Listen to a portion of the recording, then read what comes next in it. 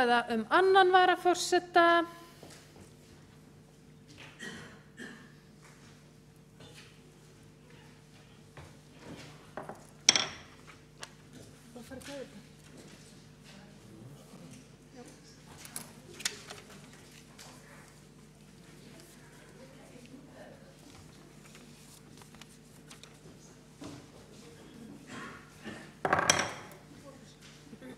Og skrifar eru beðnir að koma hér upp.